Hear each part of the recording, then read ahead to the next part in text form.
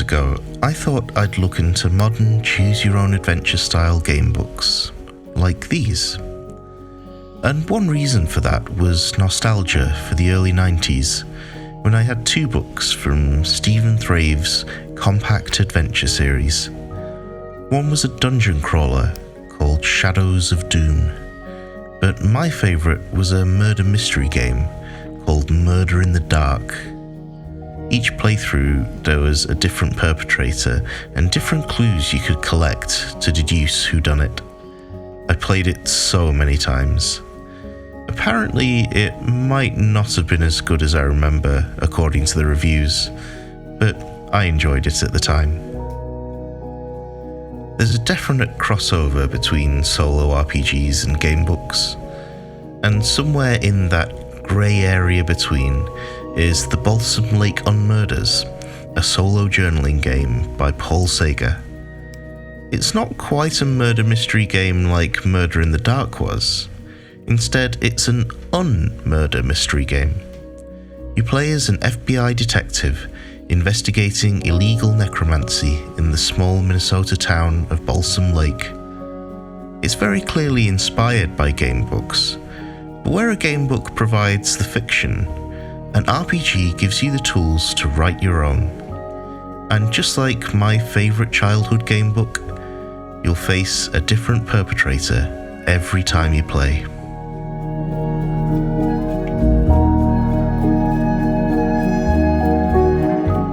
The physical book is a small zine. It's a bit of a different aspect ratio compared to other A5 zines I own, and it's more square than US letter size. That's not important really, I just thought it was interesting. Now, I don't think the cover image quite does the content justice, but it does convey the slightly spooky mystery feel. The inside layout, however, is brilliantly clever and almost inseparable from the mechanics, because as soon as you open the booklet, you're already playing the game.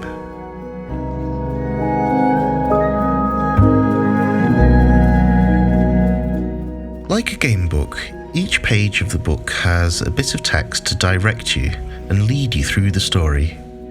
They also have these card faces to represent the different characters of Balsam Lake and to tell you a little bit about them. There's no wasted text explaining the rules. Instead, the game teaches you as you play, from the moment you start reading. Each section tells you what to do with your cards. You follow the instructions, writing your thoughts, theories, and conversations as you go. And then, in true gamebook style, the text tells you which section to read next, based on what happens.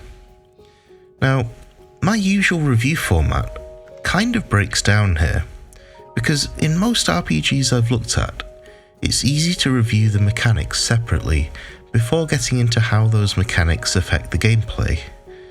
They are, after all, only a book of rules.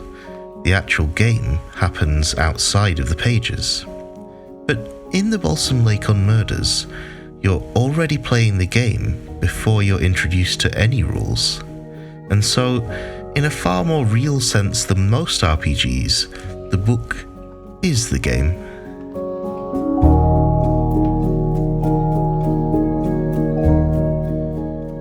You start by creating a couple of piles from a standard deck of playing cards. Make sure to follow the instructions carefully here. One pile represents the town and its inhabitants. The other pile belongs to your character, representing their investigations. You're an FBI detective, and when I say you, I mean that you don't so much create a character, but portray yourself as if you were a detective. You draw a victim, and check the book for a brief description before thinking about how they died, why they might have been resurrected, and why this is a problem for the community. Then, draw your first suspect. The main gameplay loop consists of drawing a card to represent a person of interest in the case. The book gives you a little blurb about the character, and you write down any extra details or questions that might occur to you about this person, and their role in the Unmurders and their place in the community.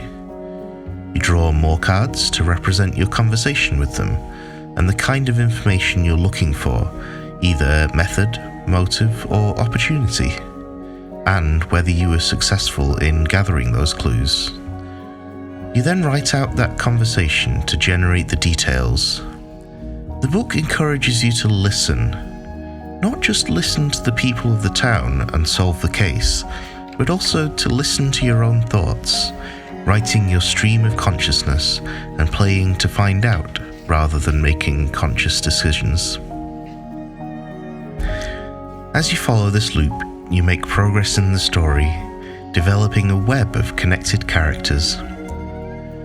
Paul Czege writes with a strong voice and an ethereal style that can lead you to some very strange places, like meeting characters from your other RPGs, and some even stranger hidden options that I don't want to spoil. Eventually though, as you progress the case, it comes to a close in various possible ways, and not necessarily by solving the mystery.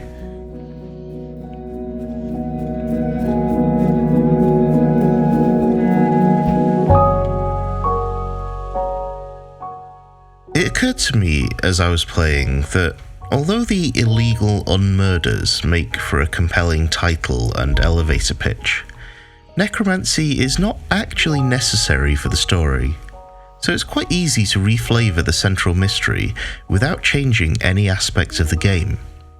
If you're into more mundane murder mysteries, for example, you could investigate that instead. Or perhaps you can come up with an even weirder crime to solve. And if you wanted, you could also change the setting entirely by writing down a couple of dozen simple character concepts and assigning them to card values. So, for example, if you wanted to play a tech noir in the style of Blade Runner or Altered Carbon, you could write down Jack Trencher, a bruiser with a malfunctioning cybernetic arm and a holographic tattoo that tells a story, and then assign them to the Jack of Hearts. Then all you need to do is follow the book, but refer to your own characters instead.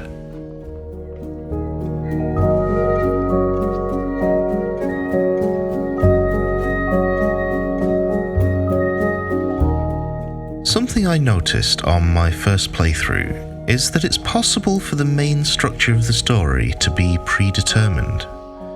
There are choices in some of the text and choices about who you interact with, but sometimes, once you shuffle the cards, there's only one way the game can go. The main player agency comes from how you navigate along that path, the way you write, and your own creativity. I think it might be useful for some people to be aware of that while there are decisions to be made, this is very much intentionally a creative writing game, not a deduction game. But still, I think the game elements could be enhanced by a little more decision making. One other thing I would have liked to see more of is the implications of unmurdering and why it's illegal. The reason I thought about reflavoring the story to be a more mundane mystery is that you're meant to think of why someone being resurrected presents a problem for the town, and that wasn't always obvious to me. It gives an example of a criminal who was shot dead during a robbery, and when they come back, there's still a wanted fugitive evading capture. So it's not that the victims are resurrected as zombies, they still have agency and memory. So when I drew a lonely nurse as a victim, I struggled for a while to see how bringing her back might be a problem. After all, we could always do with more nurses.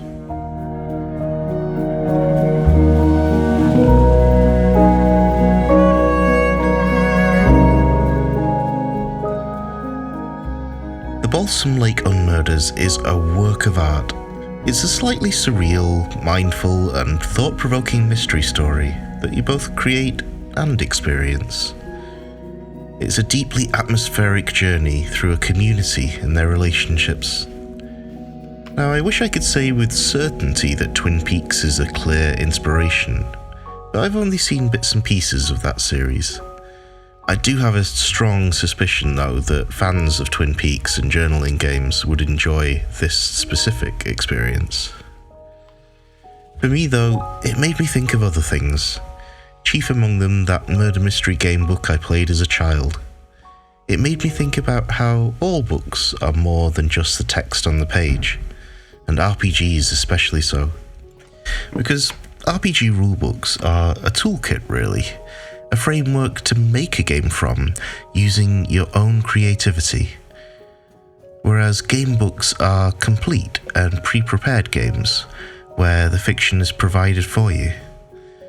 The Balsam Lake Unmurders exists in this ethereal space between being both a complete game and a framework to add your own creativity to. And while this game might not be for everyone, if you do want a unique and memorable experience, perhaps take a walk through Balsam Lake and listen.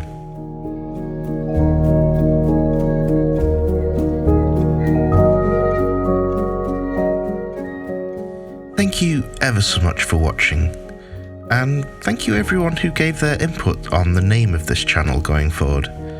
It was really helpful seeing everyone's opinions, and honestly I was really touched by just how many people were engaged and interested in the future of the channel. So I'm going to keep the name Cozy RPG Reviews. The games themselves may or may not be cozy, but I hope the reviews will be. This is the first game I've reviewed that isn't currently available to buy. It has a Kickstarter campaign coming up, which, now that I look at it, coincidentally mentions Twin Peaks in red right at the top of the page. One of my goals for this series is to look at small and indie games and give them a wider exposure, so if you enjoy any of these reviews, please do subscribe. That way, every 2 weeks you might discover a new game that you hadn't heard about, and it lets the game reach a wider audience. Thank you again, and until next time, happy adventures!